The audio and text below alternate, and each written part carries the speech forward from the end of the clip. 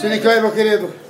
Esse placar de 6 a 1 hoje aí, em busca do título aí, o que é que você acha aí dessa atuação do Laranjeira hoje? Você que foi muito participativo, foi um gol muito lindo de falta, né? Canelada. E aí? Foi um bom jogo, bom resultado.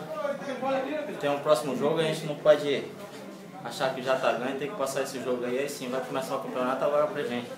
Foi um bom jogo. Maravilha, Agradecer aqui a presença do Rafael aí, que veio para nos ajudar aí. Com certeza. Pô, nossa semana que vem trazendo chuteira pra ele. Isso aí. Rafael, jogou bem, Rafael. Parabéns aí. Valeu, seja bem-vindo lá no Laranjeira aí, meu querido. Boa. Valeu, um abraço. Porra, quando eu cheguei aqui, ninguém fez isso comigo, pô, apresentou, eu cheguei todo mundo. E aí, Ari? Feiozinho, Ari? Feio? Não, passa comigo. Tem par bonito. Valeu, Ari, parabéns aí pelo jogo. Você entrou bonito. Valeu, meu querido. Vou tirar foto aqui pro parceiro aqui. Já se apresentou. Deixa eu entrevistar aqui o jogador que fez 3 gols na partida hoje. Glauber. Queria ter feito mais, né? Só que, pô, felizmente nosso time no segundo tempo ficou só dos lados.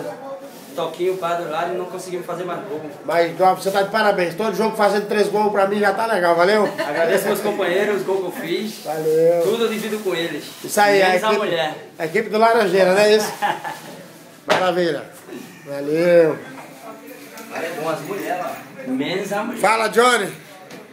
E aí, Johnny? Vitória boa, 6 a 1. Vitória boa, o treinador me deixou no banco, botou eu pra colocar 5 minutos só pra jogar, quase não peguei na bola, mas foi bom o resultado. Valeu, valeu. Bom que fortaleceu